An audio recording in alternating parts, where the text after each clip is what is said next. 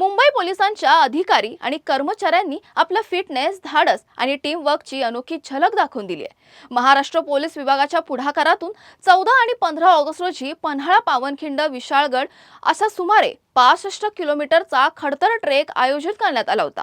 पहिल्या बॅच मध्ये सहभागी झालेल्या 700 जणांपैकी 150 जणांच्या टीमने हे आव्हानात्मक अभियान यशस्वीपणे पूर्ण केलं। मुंबई पोलिसांच्या वतीने डीजी कार्यालयाकडून 23 अधिकारी आणि कर्मचाऱ्यांची निवड करण्यात आली होती। मुंबई शहराच्या नोडल अधिकारी एसीपी शालिनी शर्मा यांनी या टीमचं नेतृत्व केलं।